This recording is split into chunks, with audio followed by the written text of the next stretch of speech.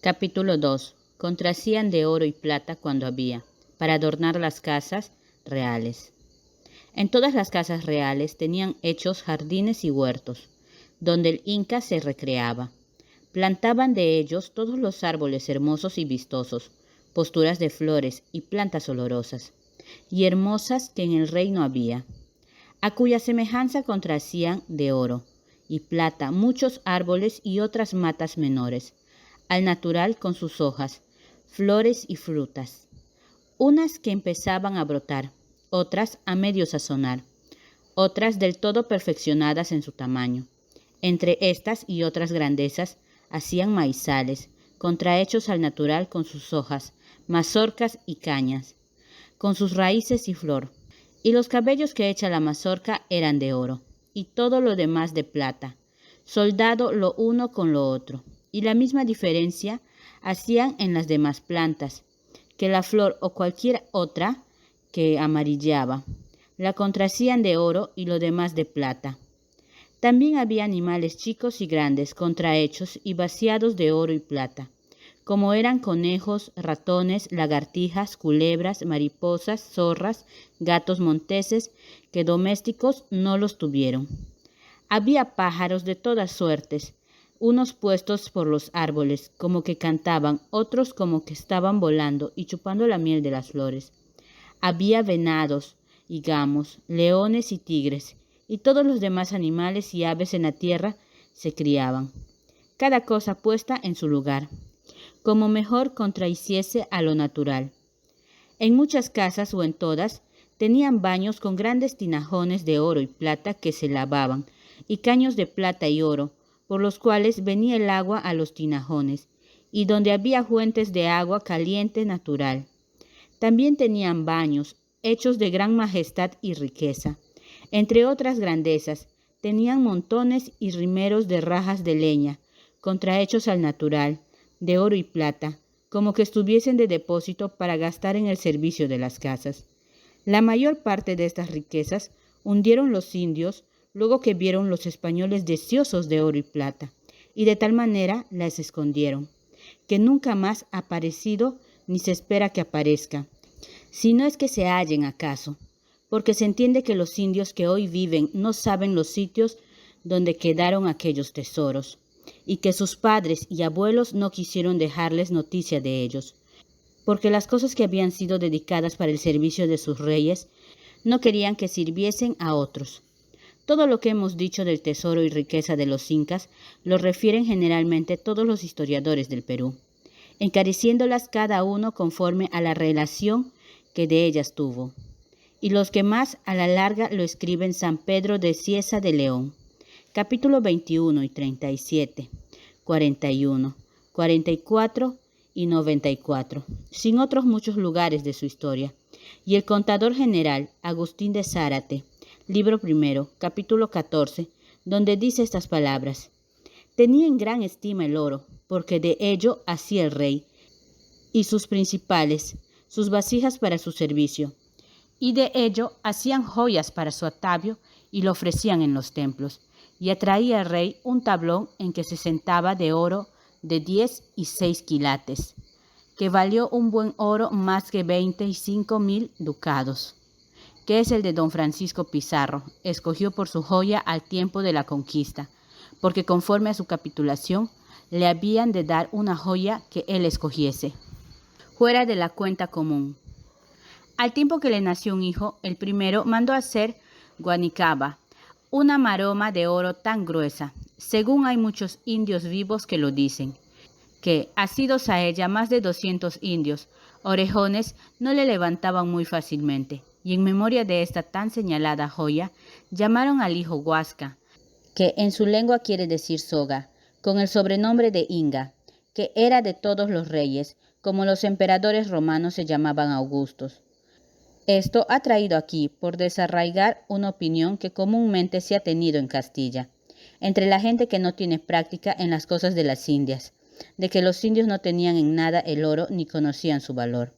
También tenían muchos graneros y trojes, hechas de oro y plata, y grandes figuras de hombres y mujeres y de ovejas, y de todos los otros animales, y todos los géneros de hierbas que nacían en aquella tierra, con sus espigas y bastigas y nudos, hechos al natural, y gran suma de mantas y ondas entretejidas con oro tirado, y aun cierto número de leñas, como los que habían de quemar hechos de oro y plata. Todos son palabras de aquel autor, con las cuales acaba el capítulo 14 de su Historia del Perú. La joya que dice que don Francisco Pizarro escogió fue de aquel gran rescate que Atahualpa dio por sí,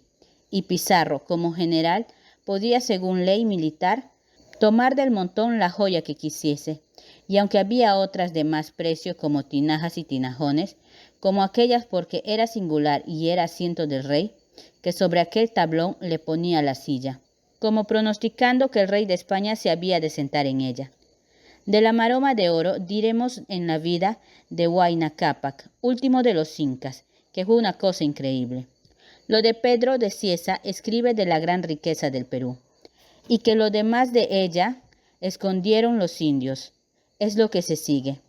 Y es del capítulo 21, sin lo que dice en los otros capítulos alegados. Si lo que hay en el Perú y en estas tierras enterrado se sacase, no se podría numerar el valor, según es grande, y en tanto lo pondero, que es poco lo que los españoles han habido para compararlo con ello. Estando yo allí, en el Cusco, tomando de los principales, de allí la relación de los incas, oí decir que Paulo y otros principales decían que si todo el tesoro que había en las provincias y huacas, que son sus templos, y en los enterramientos se juntase, que haría tan poca mella lo que los españoles habían sacado, cuán poca se haría sacado de una gran vasija de agua una gota de ella, y que haciendo más clara y patente la comparación, tomaban una medida de maíz, de la cual, sacando un puñado, decían: los cristianos han habido esto, lo demás está en tales partes que nosotros mismos no sabemos de ello.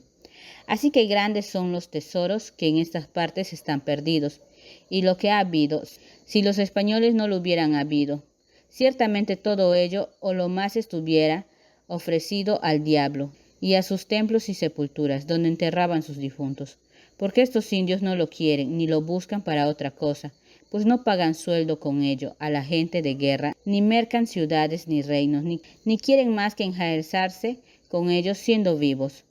Después que son muertos, llevarlos consigo, aunque me parece a mí que todas estas cosas éramos obligados a los amonestar, que viniesen a conocimiento de nuestra santa fe católica,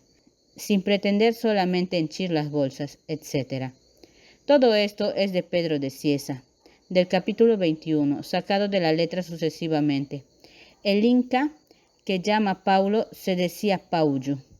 de quien hacen mención todos los historiadores españoles. Fue uno de los muchos hijos de Huayna Cápac. Salió valeroso, sirvió al rey de España en las guerras de los españoles. Llamóse en el bautismo don Cristóbal Paullo. Fue su padrino de Pila Garcilaso de la Vega, mi señor, y de un hermano suyo, y de los legítimos en sangre, llamado Titu Auqui, el cual tomó por nombre en el bautismo don Felipe, a devoción de don Felipe II, que era entonces príncipe de España. Yo los conocí a ambos. Murieron poco después. También conocí a la madre de Paullo, llamábase Añas.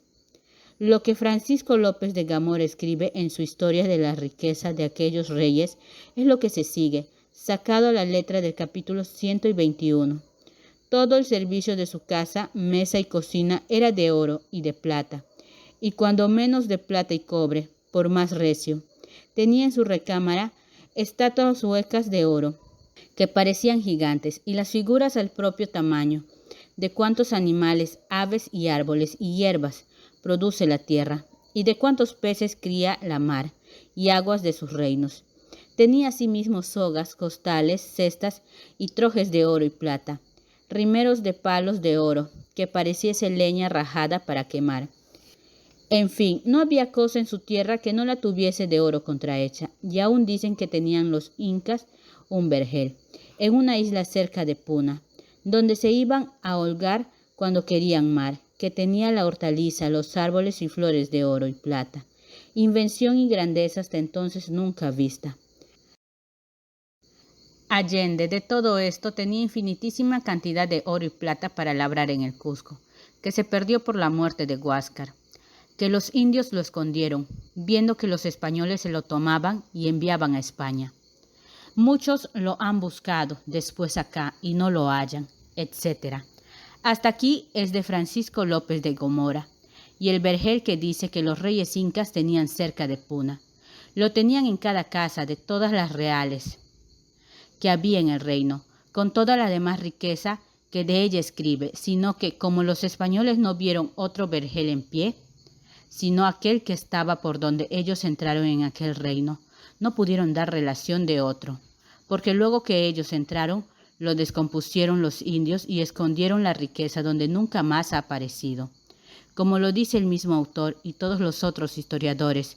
la infinita cantidad de plata y oro que dice que tenían por labrar en el Cusco, allende de aquella grandeza y majestad que ha dicho de las casas reales,